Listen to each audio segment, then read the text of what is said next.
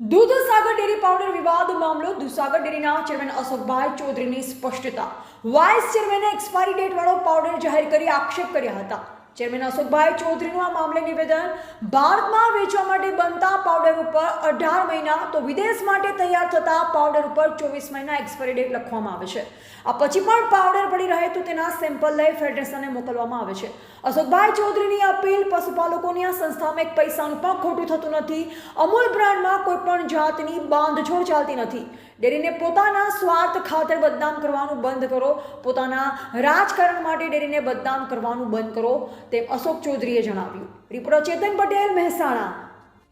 Dudhsagar dairy દ્વારા છેલ્લા 60 વર્ષથી પાવડર બનાવવામાં આવે છે અને એ સાગર અને અમૂલના નામથી આખા દેશમાં અને વિદેશમાં એનો વેપાર થતો હોય છે.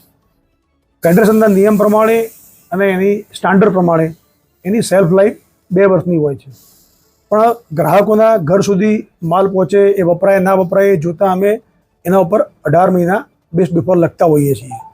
પણ કોઈ સંજોગોમાં આ 18 મહિના પછી પણ આ માલ હોય તો એનું અમારી સ્ટાન્ડર્ડ પ્રોસેસ છે. એ અમે એનું સેમ્પલિંગ કરી અને એનું ટેસ્ટ કર્યા પછી એના બધા પેરામીટર અંદર જે હોય, ખાસ તો મોઇશ્ચર, પ્રોટીન, ફેટ, એ બધું ઓકે હોય તો પછી અમે પોતાના વપરાશ માટે વાપરતા હોઈએ છીએ. મારો કહેવાનો મતલબ એ છે કે વર્ષોથી ગુજરાતના ખેડૂતોની સંસ્થા અમૂલ એ આ કામ કરી રહી છે અને ગ્રાહકોનો પણ ખૂબ મોટો વિશ્વાસ છે એના ઉપર. તો આ વિશ્વાસ અકબંધ રહે એના માટે અમૂલ પણ ખૂબ સજાગ હોય છે. મિલ્ક માર્કેટિંગ ફેડરેશન પણ ખૂબ સજાગ હોય છે. હું આ અત્યારે રિપોર્ટ પણ લાવ્યો છું એટલા માટે કે જે પણ બેચની તારીખ પૂરી થવા આવી હોય એનું અમારે ત્યાંનું સ્ટાન્ડર્ડ સેમ્પલિંગ થતું હોય છે. આ બધા રિપોર્ટ છે અને એનો રિપોર્ટ ફેડરેશનને મોકલીએ અને ફેડરેશન ગ્રાહ્ય રાખે તો જે માલ વાપરતા હોઈએ છીએ. એટલે આટલા કડક નિયંત્રણો વચ્ચે આ કામ થતું હોય અને છતાં પણ પોતાના રાજકીય સ્વાર્થ માટે આ રીતે સંસ્થાને બદનામ કરવાનું જે વાત ચાલે છે એ વાત બરાબર યોગ્ય નથી. કારણ કે આ 5 લાખ ખેડૂતોની સંસ્થા છે અને અમૂલ બ્રાન્ડ તો આજે ગુજરાતના 35 લાખ ખેડૂતોની સંસ્થા છે. તો આવો અમૂલ નામથી વેચાતો પાવડરને આ રીતે બદનામ કરવાનું જે વાત છે એ બિલકુલ વખોડી નાખીએ છીએ અમે. અને હું આપને પણ બધાને કહું છું કે આ પાવડર જે આપણે એક જ પ્લાન્ટમાં બને, તમે અહીંથી જોવા પણ જાઓ તો ઇન્ડિયા માટે જે પેકિંગ થાય એ જ પાવડરની અંદર અમે 18 મહિના લખીએ છીએ અને આ જ પાવડર એક્સપોર્ટ થવાનું હોય તો 24 મહિના લખીએ છીએ એના ઉપર.